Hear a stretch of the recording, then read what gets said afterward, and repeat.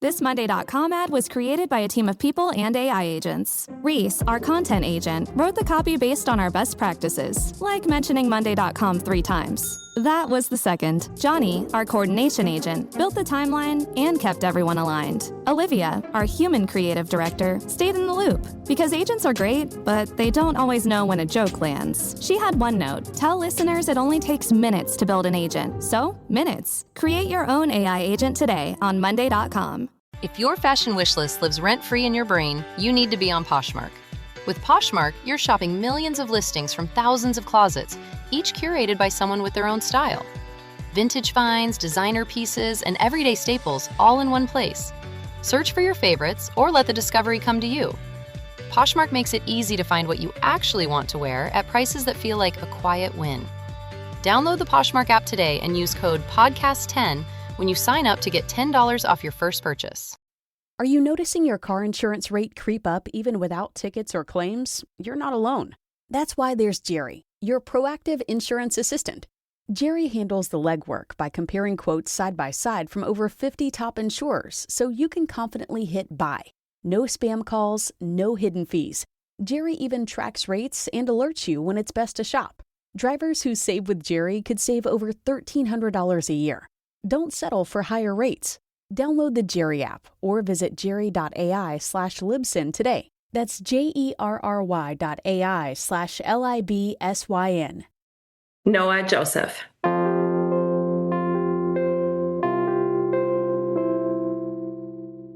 His smile and his little laugh. Welcome to Still a Part of Us, a place where moms and dads share the story of their child who was stillborn or who died in infancy. I'm Winter. And I'm Lee. We are grateful you joined us today. Please note that this is a story of loss and has triggers. Thanks to our lost parents who are willing to be vulnerable and share their children with us. If you're listening to this podcast, just know that on our YouTube channel there are pictures and videos that are related to the stories that are being shared. Subscribe and share it with a friend that might need it, and tell them to subscribe. Why? Because people need to know that even though our babies are no longer with us, they're still a part of us.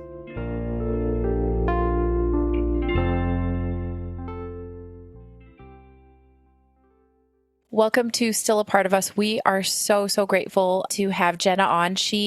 Her organization actually reached out to us, and we're so pleased to have her on and for her to tell her story of her little Noah. So welcome, Jenna. Thank you so much for taking the time today.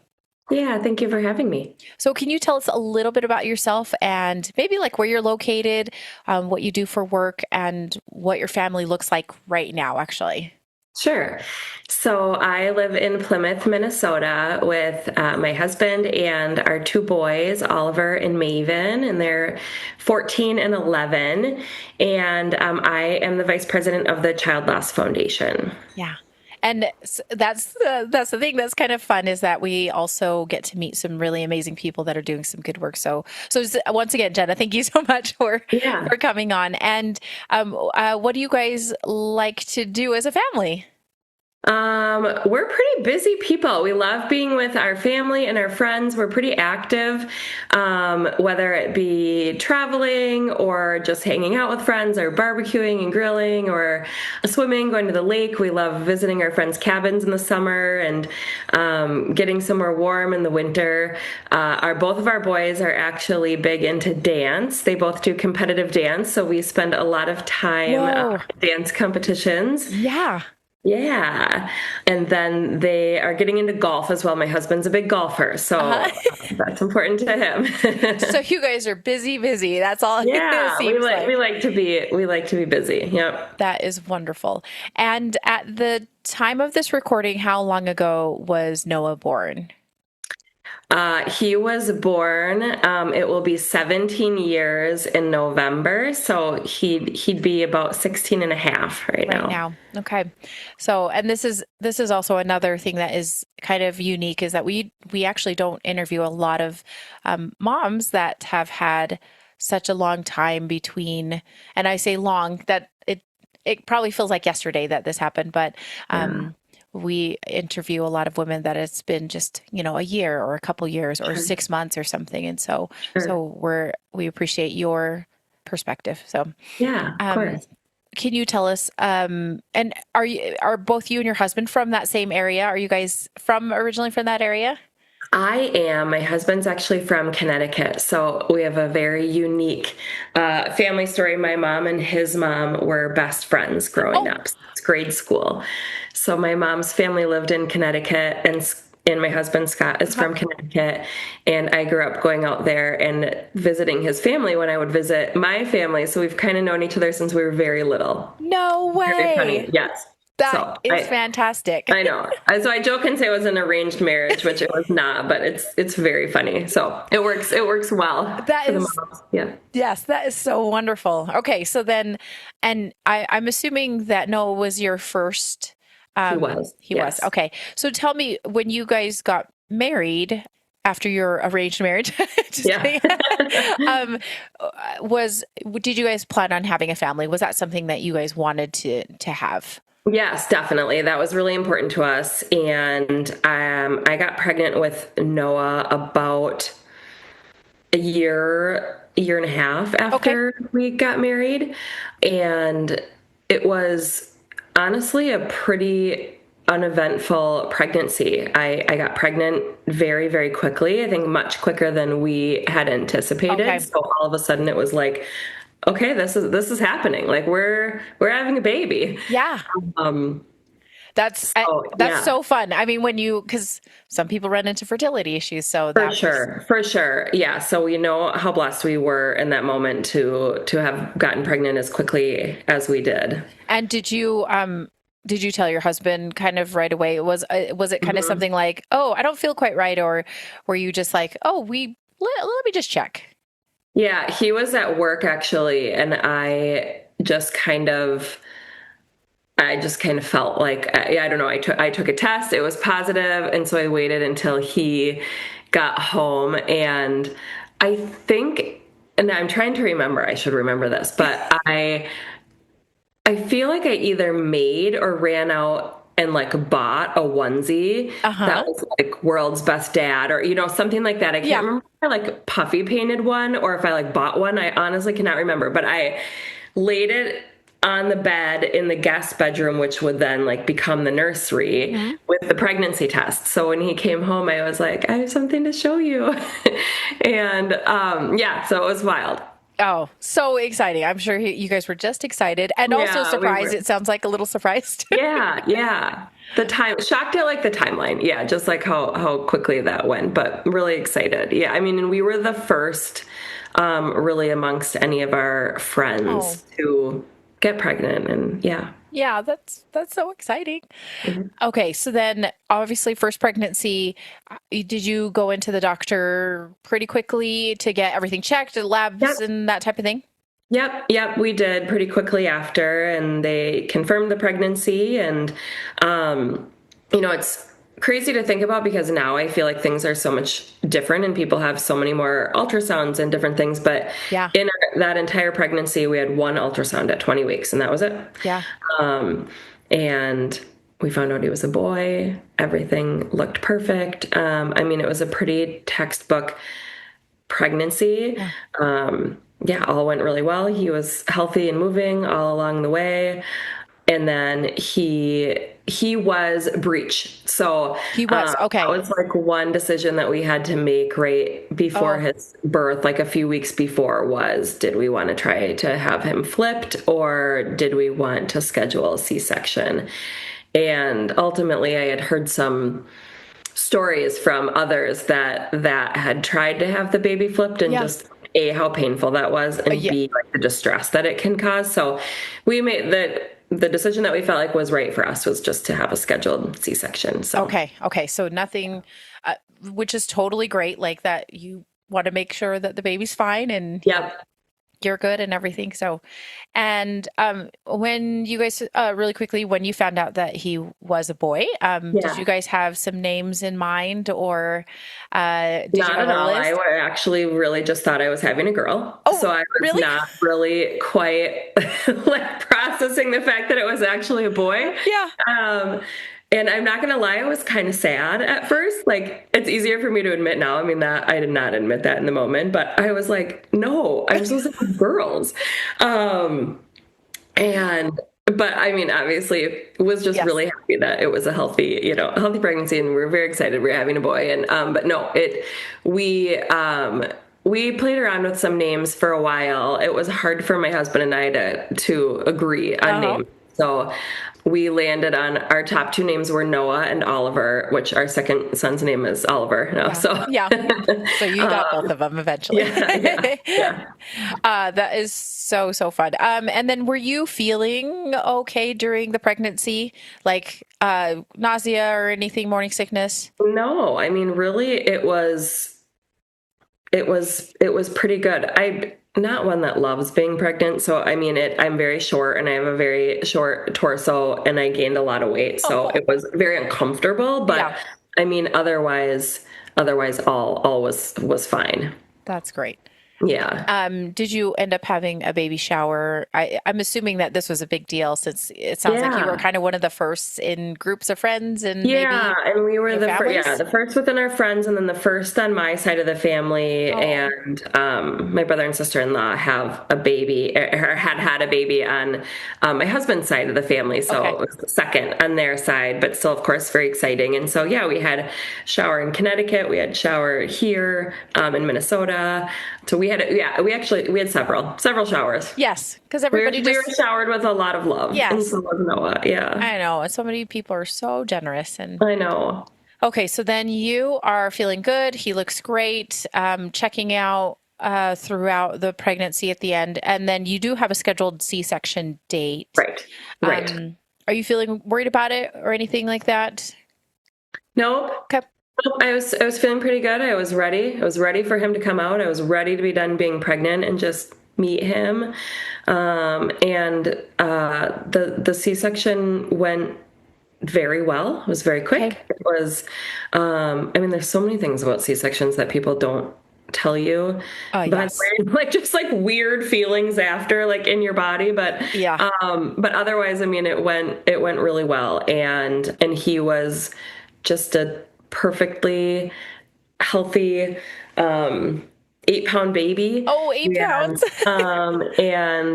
And just, yeah, I mean, it was great. We had no idea what we were doing. I mean, I don't know that any first time Yeah. parent does. And so it was definitely a wild awakening those few days in the hospital, just like, oh my God, this is our baby. Like this, we have to care for him. And then scary. Like, I remember feeling like, really, I'm a very type A personality and a bit of a control freak. So when things feel a little out of control, I'm like, is somebody just tell me what to do and I will like follow all the rules. Yes. But there are none. And you just have to figure it out as you go, it turns out. Yeah, they don't give you a manual or anything. No, they It's don't. so No, rude. no, I know. Okay. So then he is born, he is healthy, he's 8 pounds. That's wonderful. I'm assuming was he tall? I mean, was he long as well? I mean, average. Okay. Yeah, I think he was like 19 inches. Okay. And because you had a C-section, you were in the hospital for a few days, if Yeah. I'm not mistaken, right? Okay. Yep. And he actually did have a bit of jaundice, more that like he had to be under the lights. The day that we would have probably gone home, they had determined that. And so we had to do the light therapy. So we actually stayed an extra night. So I think we were in the hospital for 4 nights. Okay. That's a long time. I know. I was ready to go. I know. Did you ever send Noah to like the nursery? Did they ever have that option? Yeah, we did. Okay. It was the only chance to sleep, really. Yeah. Yes. I mean, and I was already so it's like you have this new baby, and I was so nervous about, I don't know, I was like, if someone else is watching him, then I know he's okay, and then I can sleep. Yes. No, I'm like, even though he'd be in the bassinet right next to me, I had a hard time sleeping. Yeah. So we did take advantage of that. And I mean, highly recommend. I think it's so important to get sleep because you cannot function otherwise. Yeah. You're able to think a little bit more clearly and all that fun stuff. So, right. Okay. So you guys were able to go home 4 or 5 days later, depending on like timing wise, but, and transitioned home. How did he look? What did he look like? And oh my gosh, so cute. He was born with like the teeniest, tiniest bit of dark hair, which then, Okay. of course, falls out after a period of time. Then he had like the weird, like little bald, like bald top with like hair in the back. Yes. So funny. And then as it like grew back in, it grew back in lighter. Oh. So he ended up having kind of like blondish hair. Oh. But he was so cute. It was just, I mean, such a cute, perfect baby. Yeah. And were you able to like nurse him, or did you bottle feed him? Yeah, that was kind of a disaster. Was it? Oh no. I mean, again, it was like I didn't realize. I just thought, I'd say I was really naive overall in this whole pregnancy, first time mom thing. I mean, I honestly thought that if you make it to 12 weeks of pregnancy, then everything's fine. Nothing bad can happen, right? I mean, I know things can happen, but I really kind of lived in this bubble of like, after 12 weeks, there's no miscarriages, and then you would deliver a healthy baby, right? And that everybody can breastfeed. That's not hard. Like, I just really just didn't know, didn't know anything. But no, breastfeeding was really challenging. Okay. For me, and my husband and my family were incredibly supportive, like in that they're like, you don't have to do this, you can, if he wasn't getting enough, which is ultimately what we figured out, is that he lost a lot of weight after. And I didn't know that. I didn't realize that. I didn't, you don't know how much they're getting. You can't tell. And so I came to find out that I was not producing enough milk for him. And so we went through the whole process of supplements and different things. And I would breastfeed him, and then I would pump, and then I would feed him that. And then I would supplement with formula. And we did that for a couple of weeks, and I was just like a mess. It was around the clock feeding and feeling like so discouraged that I couldn't provide enough for him. And all along, I had my mom and my mother-in-law who only formula fed us. Like, that, so it was really nice because, there is a little bit of a stigma. There is, the nurses that I talked to, they were like, well, there was always another option. It wasn't like, you could just formula feed. It was like, you can now drink this tea and that will help you produce milk. You can now do this. And I was like, okay, I wasn't made to feel like, from like the nurses side and like the lactation consultants, I wasn't made to feel like I could stop. But like my family and Scott, and then I started to talk to other people, my sister-in-law and other people that I knew that did have kids, and they were like, oh yeah, I never produced enough. Like all of a sudden I was like, I'm not the only one, right? Which everything in life, you don't want to be the only one. Like you just want to know, like, this happens to other people, and I'm not broke. Something's not wrong with me. And ultimately I stopped. I tried to continue then just like pumping and supplementing. And ultimately we just transitioned to formula. So I only breastfed all in all for maybe a couple months. Okay. Yeah. But it sounds like it was stressful, and it was really stressful. It was really stressful. And my husband felt like he couldn't help in the situation. And so it was the right thing. It was the right thing for our family. And Okay. Well, that's great. You just make the right decisions for your family. Yep. So. And then he was fed and he was healthy, and everybody was less stressed about that. So, were you staying home with him, or were you going back to work? How was that looking for you guys? I had a 10-week maternity leave at the time, and my husband was off for those first 2 weeks. So that was really great. So we were home for a little bit together, and then it was just Noah and me. And then I went back to work like a little before 3 months. And did you do daycare or family helps or something like that? We did do daycare. Okay. Yep. He was in a center at the beginning, a daycare center that we had found. And he was there for maybe 6 months or so. Okay. And then there was just some different issues in the center with the staff, and we we weren't loving it. We weren't feeling Yeah. like it was the best care option for him. So we then found an in-home Oh, daycare good. for him. Yeah. Okay, good. And that was better, it sounds like, Yeah. as a better Yep. option for you Yep. guys. Yep. Okay. Well, that is great. And tell me about his personality. Like, Yeah. as He he was was starting super, to and as develop. he like developed that little part, it's like they start Mhm. smiling I and they know. start laughing, and he was like so mischievous and like Oh, silly and goofy. Like one of my favorite things, my mom will say the same thing always, is like, I remember when he learned how to like climb the stairs. uh-huh. Um, and it's like you have to be right behind them because Yep. they tumble down. And so he would always try to like go over to the stairs like without us around, and we'd like run over, and he would just like turn his head back and be like and like laugh and smile, this like little like mischievous little like, I know I'm not supposed to be doing this. I'm doing it, and it's so funny. Anyway, so it was hilarious. What a stinker. I know. That's Yeah, that was so like cute. totally, I felt like his personality was just like a little stinker, always trying to get into stuff, but like really fun and like goofy and silly and always smiling and laughing, and yeah. Yeah. Oh, that's so fun. So I'm assuming he started crawling around six Yeah, I months or want to say 7 months. 6 months. Yeah.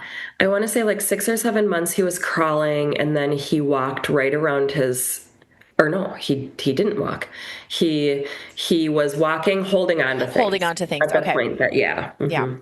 And then was he sleeping well? Like, was he any issues sleeping? Uh, on and off. I mean, we had like a period of a few months that was just horrible. And that was like, Yeah. again, try everything in the book, where like Hmm. we pulled a mattress in his room and like laid on the Like, floor by his bed. We yep. had like every sound machine. We had every like, all the things that we were trying. So there was definitely a few months that were really challenging. And then it's like once the switch flipped, he was a really great sleeper. Okay. Well, that's good. I know Yeah. they're so that sleep regression or whatever. You're just like, I am gonna die if I don't get any Yeah. sleep. Yeah. Yeah, it's real. Okay, so then he is growing up. He's developing well. I'm assuming you're taking him to the doctors, like doctors for checkups. Yep. It feels like there's a lot that first year. So Yeah. was he checking out okay? Any issues or any concerns that they had? No, none whatsoever. I mean, the most that he ever had was like a cold Hmm. and like a baby acne. I mean, Oh yeah. which everyone has, but he never was super sick or anything. I mean, otherwise a very, yeah, healthy. He had all his shots. He's was up to date on everything. Yeah. He was doing really good. Yeah. Okay. Yeah. So then let's kind of transition and chat and tell us exactly what happened around, I think, 11 months is what you said. Yeah. So it's interesting because on the morning of October 7th, Hmm. it would have been 2010 this time, I had this like overwhelming feeling like I didn't feel like going to work, and I didn't want to bring him to daycare. It's just, which sometimes you have, right? You're just like, I don't want to work Yeah. today. I didn't want to bring him to daycare. I just felt like I just wanted to stay home with him. It was this weird, I like remember having that feeling that morning, but life goes on, right? And you're like, well, I got to go to work and I've got to bring him to daycare. So this This is is what what we we're have to gonna do do. today. Yeah. Otherwise, very normal day. I usually left work at 4 o'clock to go pick him up from daycare. And I left work, I was driving, I was on my way there, I was on the highway, and I was maybe like, I worked in uptown Minneapolis, Okay. and he was in daycare in Maple Grove. So it's about a half hour, Okay. give or take a little bit more sometimes with traffic. So I was probably about 15 minutes out when I got a call, and I was actually on the other line with my mom. Hmm. And I was talking with my mom, which I always called her on the way when I left work, and we were just chatting. And I got a call from an unknown number, which I'm not usually one to answer, Hmm. but I did. And it was the police officer calling from the hospital. And he said they had Noah at the hospital and that he was unresponsive. And I was just like, I'm sorry, what? Like, Uh, what do you mean? Like, what does that what mean? Like, what are you talking about? Like, no, he's at daycare. Like, I'm going I'm to pick him going. up. Yeah. And he did not give me much information. He just said he was found unresponsive at daycare and we need you to come right away. And I again, like, I didn't think he died. Like, I was just like, well, what happened? Like, he hit his head really hard and Yeah.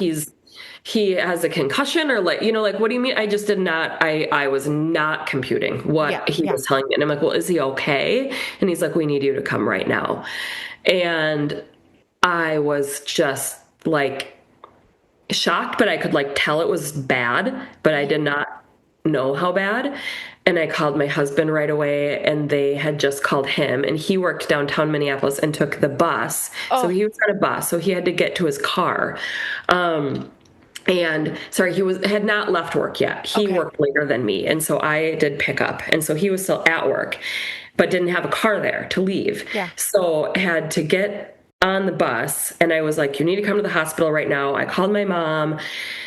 I got there first, and they brought me back to the room that he was in, and they were working on him, and he wasn't alive. Like, it was like very clear that he wasn't. They were doing, he was connected to like all these tubes. His clothes had been cut off of him. And they were, working on him and trying to bring him back to life. And I like remember running out of the room immediately because like I think I thought I was going to throw up. And then I came back in, and then they told me I had to leave and wait in a waiting room for a little bit, like while they were working on him. And in the meantime, my family got there first. And so I was with them, and it was such a like blur of like, what is happening? Like, he's perfectly healthy. Like, what happened? Like, someone did something to him was like my immediate, I'm like, I didn't understand. I was completely overwhelmed with emotions, of course. And like, it's like this massive shock and out of body experience, right? Like, you're like, I kept thinking things like, but we're planning his first birthday. Like, it's in a few weeks. And like, the nurses later told me like that they remember me like repeating that. And I just think I didn't know what was happening. And I was like, there's no way, like, this just doesn't happen to me. Like, you hear of these things, but like, they don't happen to you, right? You're just like, this isn't like, what is happening? And so I remember the doctor then coming back in and telling us that they had worked on him for over an hour, and that they could not get his heart to start beating again. And I again was just like, what? But like, why? Like, what happened? And nobody was really telling me what happened. And so, and he was gone, and I'm just like, he died? Like, I just don't, I don't understand. Someone had, in the meantime, called Scott, who was on the bus. I didn't really realize this at the time, and told him over the phone. Oh my gosh. He got there. I texted my best friend. I think about some of these things I did, but again, you're just like in this weird space. I texted her and I said, Noah died today. Like, imagine getting that text. And next thing I knew, she was just at the hospital. But I'm like, I don't know why I texted her that, but I didn't want to talk to anybody, but I like needed her there, And so she came, and finally my husband came, and we were able to be with him, for a while. We had like the priest from our church came, and we just were with him, but he did not look like himself. He was like really, looked really swollen. Like, I think whatever they, are putting in him and fluids and stuff, trying to like revive him, but he didn't look like himself at all. And it was just like, I don't know. It was like one moment he was there, and like, then he wasn't. And I was like, I remember people coming in to talk to us, like a social worker. I remember somebody telling us like about how carefully they would be transporting him, his body. And I'm like, where? Like, I just like was not understand. Like, it was just such a state of shock. I'm like, where are you going to take him? And like, still didn't understand what happened. And so we finally, they find like, I think the police are, I honestly don't even remember who, but somebody finally said that he was taking a nap, a daycare, his afternoon nap, and he had been napping for a long time. And the daycare provider went to check on him, and he wasn't breathing. Oh. And I'm not going to lie, I just immediately, I think I had to blame somebody, so I blamed her. And I just decided in my head that she clearly did something wrong because he was perfectly healthy, and children do not die of SIDS at 11 months old. Like, in my head, I was like, but he's 11 months. Like, you guys don't understand. Like, he's not like 2 months or 4 months or 6 months even. Like, he's almost 1. Yeah. So, like, something happened. Like, you have to figure out what happened. Like, and how's that? Like, I remember like weird things after, like, I remember we didn't drive our cars back because, well, we couldn't drive, but like they had car seats in them, and like I couldn't see the car seat. Yeah. I couldn't go home. We stayed at my parents' house for a couple weeks after, and someone went and like gathered clothes and things for us. And there was just constantly people there at my parents' house, which was like lovely, but I like liked being surrounded by people, but I didn't really want to talk. Yeah. I remember I couldn't really talk. I couldn't really eat. It was just still like this massive state of shock. But then everything happened so quickly. It's like, we need to do an autopsy. We need to plan a funeral. Life Source calls and wants to know if you want to do organ donation. And, all of a sudden it's like, I don't even know what just happened. I'm still like, I don't know. And things have to move quickly, kind of. Yeah. Yeah. So that is, so we did do an autopsy. Okay. And they did do a massive investigation at daycare and found there to be no foul play, which of course I'm so happy about, right? In the end, that there was nothing, that he simply stopped breathing.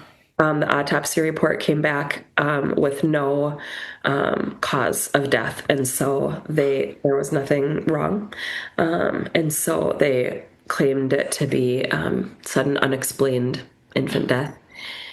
And I remember like feeling this like dual feeling of like, I'm glad nothing was wrong with him, because then I think I would maybe blame myself, or like, something I could have, like, should I have known that something, did I do something wrong? Was he sick and I didn't know it, or had heart issues and I didn't know it, or, something. But then on this other hand, you're just like, so nothing's wrong. Like, you kind of like want there to be some sort of a reason. Exactly. So you can blame it on something. Right. But there's just no reason. There's literally no reason, and there's no one to blame. And which, feels good and bad at the same time, and so that was just like, and you don't get those results back for a while. Like, I don't remember exactly how long it took, but I remember waiting for a while, like not having any idea, because I know at the time of the funeral, I was like adamant that his obituary shared how he died, which I know a lot, do not. Yes. And we didn't really know yet, but I was like, we're going to say he died of SIDS, or I can't even honestly remember. Look it up, exactly what we wrote, but something like that, because I don't know, I felt like I had to like do him this honor of like, he was otherwise perfect. Like nothing else was, nothing else was wrong, and I needed to like share that. I don't know. But that whole time is like such a, I keep saying out of body experience, but there's like really no other explanation for it. It's like time keeps moving and things keep happening and people keep doing things, and you're just like stuck in shock for like a really long time. Yeah. I I'm just I I'm in shock too, because I have not like we just chatted, and this is the first time Yeah. and how quick everything had to happen. Yeah. It is shocking, and that you're asked all these questions and you're like, what do you want me to do? What Hmm. decisions do you want me to make? And Hmm. it is it's so difficult to like process that when your brain is stuck, Right. like you said, stuck. Right. What did you guys end up deciding on doing for a burial or a memorial service? It Yeah. sounds like you really thought about doing his obituary and wanted to, like you said, make sure everybody knew he was just a perfect little boy. Yeah, yeah. We decided to have him buried, and he is at a cemetery close to us. And we did a funeral at our church, and I asked one of my friends to do the eulogy. She just had such an incredible way with words, and I just knew that she would do a phenomenal job, sharing his life with people that did and didn't know him. And I remember my friend flying in from Arizona for the funeral, and she brought a black dress with her, and she's like, "Here, I don't know if you shopped for this, so I brought you a dress." And I was like, "I'm not wearing that. I am wearing this." Like, I don't know. I was like so kind and so nice, but I was like, I don't know. It's just like, I don't know. I was just like, I'm just gonna wear this. Like, I didn't even care. I was like, I'm just gonna wear this other dress I have, because I like can't put thought into this, because it's my son's funeral. Like, what is happening? What It is was just happening? all so crazy. And I do remember going to the funeral home before they brought him to the church, and we had like a private time with him, with like just our family, before. I actually don't remember if it was before the funeral, if it was like, I think it might have been the day before, actually. um and I saw him, and I was just like, nope. I like ran to the bathroom, and like again, I think I like felt like I was gonna be sick, because it's just like, you're not supposed to see your child that way, like, you're just not supposed to. We wanted it to be an open casket, because we wanted everybody to see him and how beautiful he was. But it's like, at the same time, it's um horrific. It's so horrific, because it's like not them, Yep. it's like, it just didn't feel like him at all. And so that was really hard. But I do think helped prepare me then for the funeral, and seeing him, there. And I mean, oh my God, so many people came to the funeral, from anybody I've ever met in my entire life. And all of my husband's family and friends from Connecticut flew out. I mean, there was so many people there, which was so incredible and meant so much to us.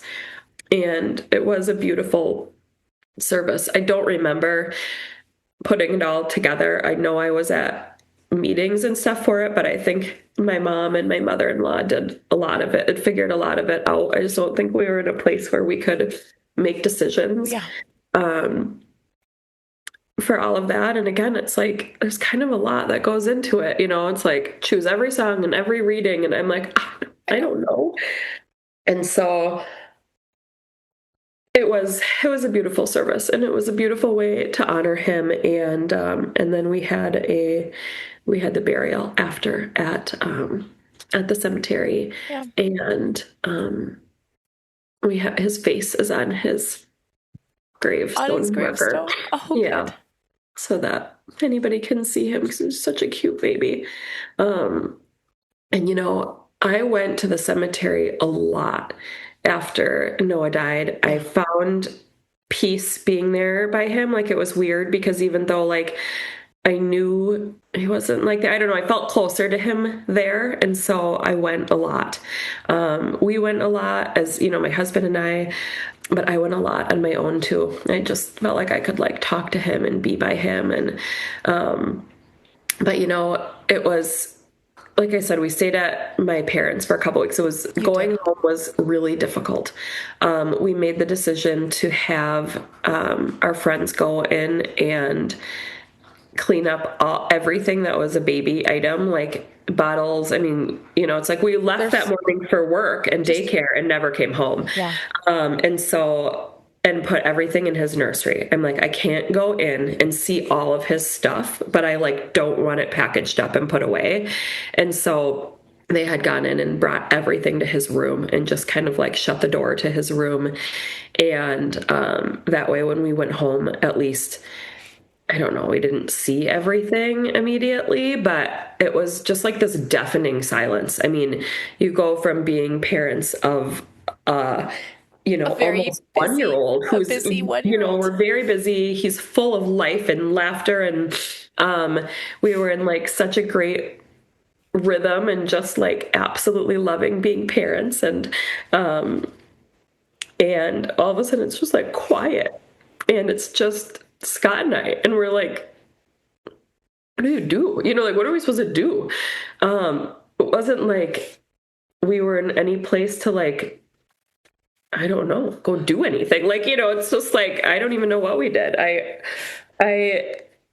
know that, we had such an incredible, and still do to this day, support system. Absolutely incredible. I do not know how people go through such tragedy and pain without that. We have incredible friends and incredible family that were there for us every step of the way and have helped us honor him. In everything from handling the first, his birthday was a few weeks after. So that was really beautiful and very challenging all at the same time. I forgot to mention, as I was the first one to get pregnant, like 3 friends followed suit shortly after. So we were pregnant together. And so while I was the first, and I was the first one to have Noah, we all had kids roughly the same age. Yeah. And so I was really mad too. After, I thought I didn't want anything to happen, and they know this, now, but I'm like, I would never want anything to happen to anyone else's child, but I would always think, like, why us? Like, why didn't we get to keep him, and why do they? Like, it's not fair. And so I did have a hard time being around some of my friends that had kids, because that was their whole life still, and it wasn't mine anymore. And so trying to like, it was just too hard, Yes. So I kind of like clamped on to some of my friends that didn't have kids yet, or maybe their kids were older. The kids that were like Noah's age, or like, roughly, was really hard. And so I couldn't be around them for a while. My best friend in the whole world had a baby.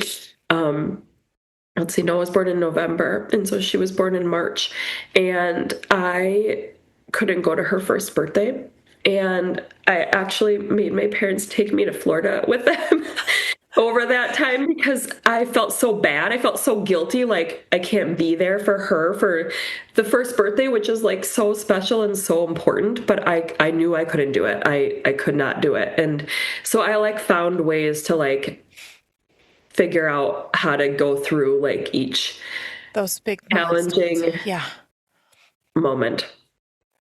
Oh, Jenna, I know. There's It's so like, many things, and I know. there's like layers of just, I don't think people realize how hard it is to, like, I can't go to baby showers. I can't, like those are the things that you're like, I can't do that just because I don't have that, and that feels not fair. And right. It does, but then it's like I am happy for you. Also an empath, and like I like would feel so bad then and guilty, and honestly I like say to this day that like therapy saved my life, because my therapist at the time really helped me like understand that like it's okay, like you have to take care of yourself right now, and you can be honest and transparent with your friends, and they will understand, and they did, of course.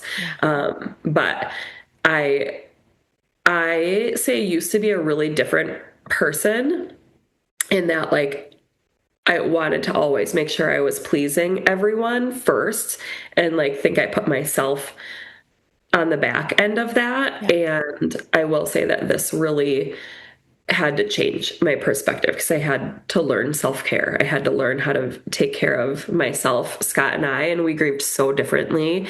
And I needed to talk about it. I needed like outlets and ways to talk about it at all the time. And he wanted to keep it in a little bit, but it was too painful for him to talk about. And plus, and guys are just so different. Not stereotyping, but like typically, like they just don't. Girls are much more apt to like kind of talk through some of these things and feelings, and guys are just like, should we go golfing? And we got to do something. Won't talk about it, but like that's my way of being there for you, like, you know.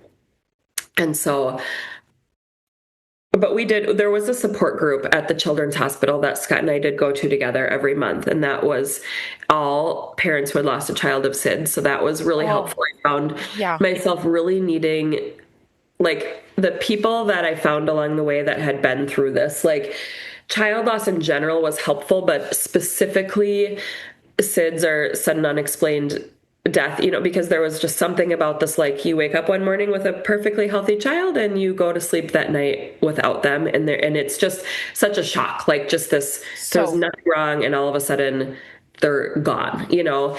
And so meeting people that had gone through similar losses was incredibly helpful. Yeah, I can imagine that was, you just know, right? Like you're like, this is my experience. And they're like, yeah, they can. And honestly, they know what the heartache and the shock and probably the anger and the everything that you had to go through for all of it. So, and I know you said that you didn't get the autopsy back for some time. Yeah. When you did get that information back, did you share it with others, or did you get, because it usually, unfortunately, like you get those back, like you said, sometime later, and people generally kind of move on, right? Like that sounds terrible to say, but they move on. And did you do anything to kind of tell everybody this is what happened? And I don't remember. I mean, that sounds, you know, but it's been 16 years, which is wild. And so I don't remember. I remember getting it back. I remember talking to the medical examiner on the phone and him, you know, kind of going through some things with Scott and I remember telling my family. But I don't remember anything other than that, like sharing that. I remember people moving on. I remember when my friends all went back to work, because everybody came to my parents' house every day and sat with us, and they were just there with us all day long, for like a week after. And then all of a sudden they were like, okay, so we have to go back to work tomorrow. And I was like, no, like, why would and you then my abandon husband me? was also my husband went back to work after a couple weeks. And I think that for him, again, was just like he needed a different outlet. Like where I was like, I'm just going to sit in this house and cry and be sad and like feel sorry for myself. He like needed to go do something, you know? And so he went back to work after a couple weeks. And then I was just like, I felt like I was just like alone, you know? And my parents were close by, and obviously like people stopped in every day and, you know, we're around, but it's like for the bulk of the work day, you know, I was just like, everyone else has this purpose and I have nothing. Like I just, you know, and I remember that was really hard when everybody like started to go back to work, like at least immediately after. I kind of had like this bubble of people that were like surrounding us all the time, and all of a sudden they had to go back to their reality, of course. And and mine was just really unknown. Like I didn't, you know, it's like, I don't know what this future looks like, because you're feeling so awful and you don't want to feel awful, but yet you do. Like there's this weird, like, I want to be sad because it makes me like, I don't know. Yeah. Like there's like a connection to your son still. I mean, but then I'm like, I can't feel like this. It's so awful to feel like this. And so I remember trying to, like, it was hard to leave the house for a while. I had this like thing where I didn't want to run into people I knew, because I wasn't close to, but like I felt like I was wearing a like sign on my head that said my son died. And like everybody knew, this whole community knew, everybody knew. I was kind of scared to like go to the grocery store or like out to dinner or like anything, because I'm like, I'm going to see somebody and they're either going to look at me with like sad eyes or they're going to like come talk to me. And I like just couldn't do it. I like just couldn't. So I like didn't want to go anywhere for a long time, which is very unlike me because I'm a very social person and I actually don't like to be home a lot. I like to be busy. But and then what was the other thing I was going to say? I don't know. Did so you took time off though from work. Did you like take 12 weeks or Yeah, like I don't know what nope, kind of I didn't, and I sure wish I took more time Okay. than I did, but it was a little bit unclear to me from my employer at the time. They were trying to be very kind. They were like, "Take all the time you need. Like, we're here for you whenever you want to come back." But I wasn't really clear on like if I was getting paid or not. I could have asked, but like again, You didn't want everything to talk. was really hard. Like Yeah. everything was really hard. Like making a phone call was like really hard. Like um I just couldn't do like simple tasks. Yeah. And so and then again, it was like, well, Scott went back to work and I was kind of lonely and bored. So I went back to work after like 4 weeks. Okay. I think, which is kind of like mind blowing to me now when I think about it. Like, I don't even know how I did that. I know. And I worked with a lot of, we were like, it was almost all women, small organization, a company of almost all women. And so everybody was so sweet and kind to me and patient with me and, you know, would talk about Noah with me. And it was a good transition back to work. But then unfortunately, I guess it was probably just like 2 or 3 months later, I was pulled into what I thought was my annual review. And then they basically let me go. Oh. Because I can't even think. It's wild. Because I was not functioning at 100%. And I was really hard for all of the staff and employees to like it was so sad. It was causing a lot of sadness. Oh. And yeah, it was horrible. Horrible. I was like, are you joking?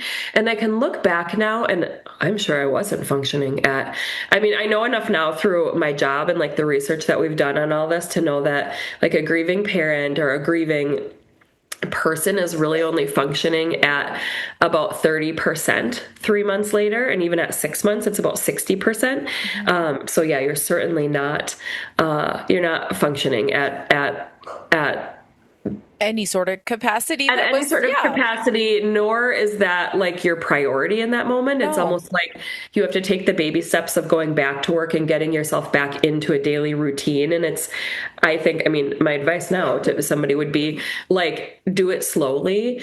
And yeah, going back to work. I mean, I probably would have taken more time, and maybe gone back like partial days, a little bit at a time. I think it's the act of just doing something again. It's like getting up and taking a shower and getting yourself ready and driving yourself somewhere. Like that's, it has to be more of that and less about the job that you're actually doing, because it's really hard to think that hard. Like, you know, the things that you could have done, like, you know, it was like your everyday work and probably could have done in your sleep, like now just take a whole different level of capacity.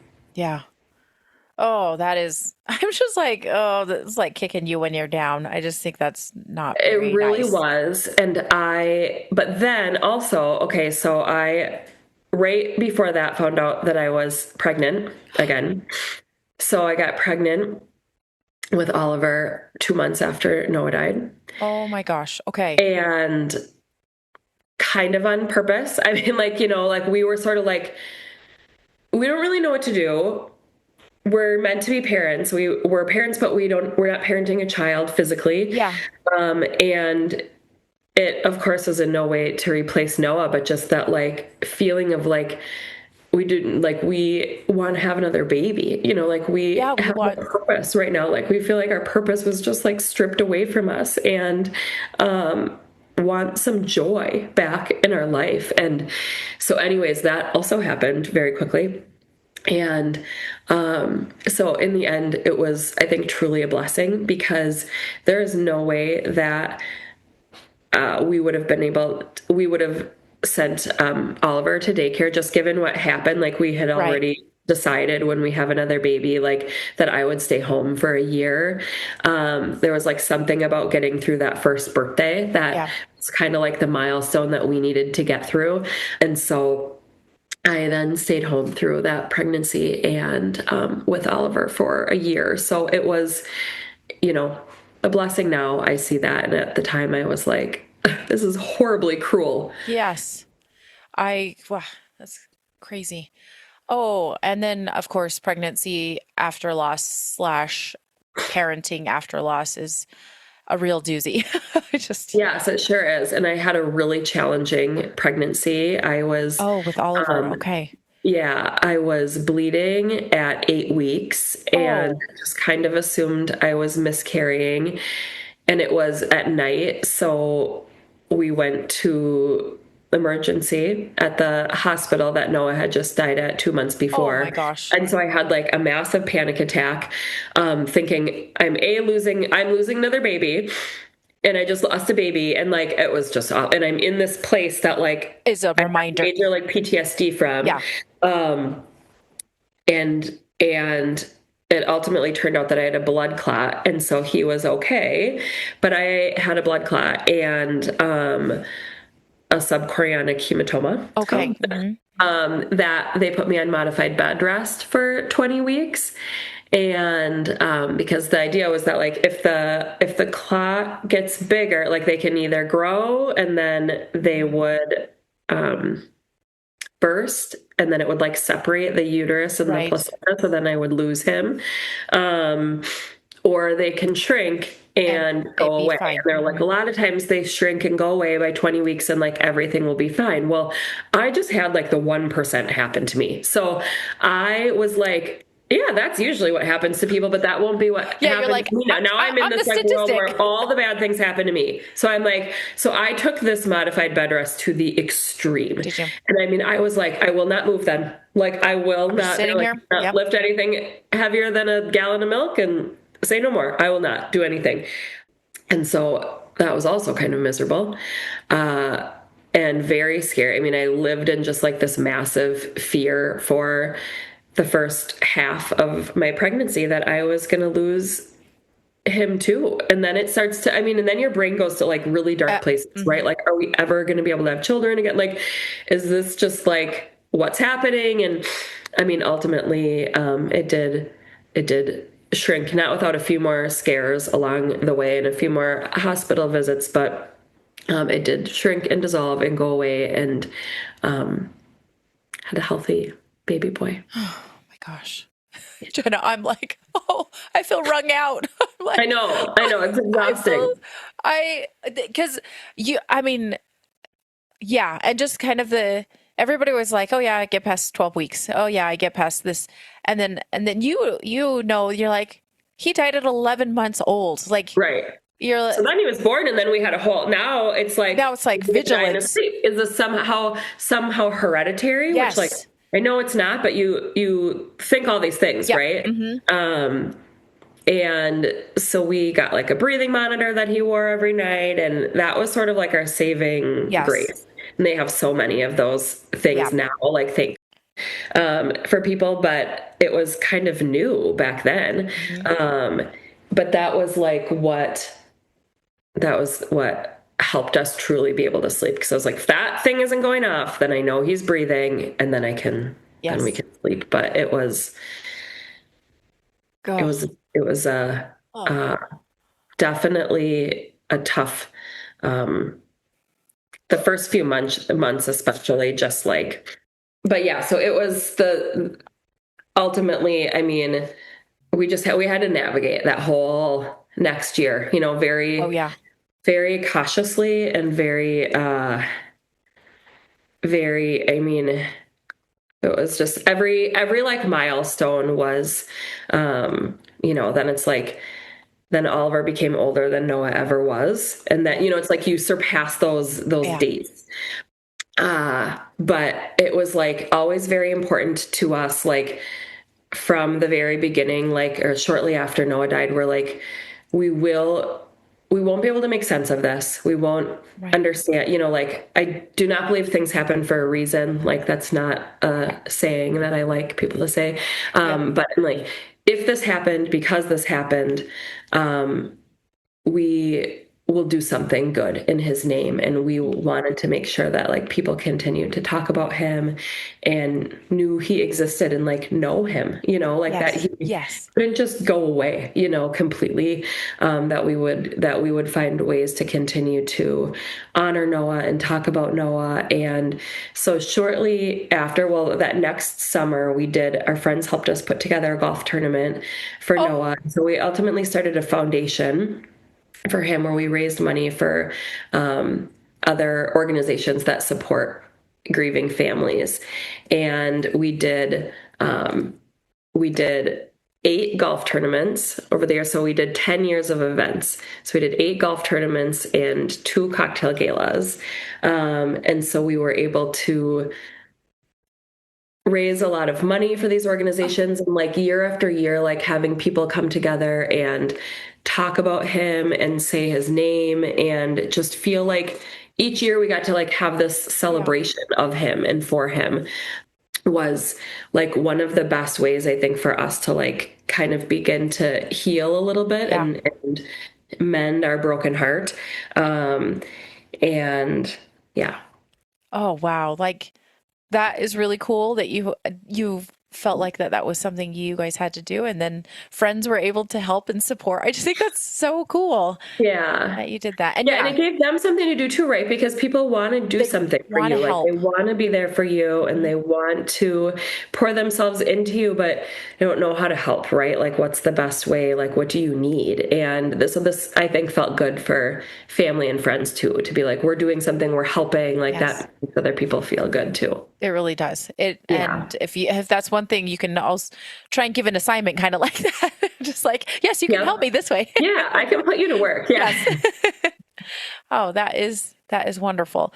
Jenna, I am so glad that you were able to tell Noah's story. And I usually ask before we close, if there's anything that you wanted to tell us about Noah, about him, about his personality, or anything else we may have missed about who he was as a little boy, your first little boy. Yeah. He was just full of life. I just think he was like full of life. Like his 11 months, I would say his 11 months were short, but like with great impact. He brought so much joy to my parents as first time grandparents, my brother and sister as aunt and uncle, and my husband's side of the family and our friends. I mean, he was a ball of energy and joy and so silly and goofy and really taught us the meaning of true love and how to be the best parents that we can be. And just, he made us a family, he was really what started our family. Thank you. That is wonderful. And so grateful that you got to share him with us today. Thank you.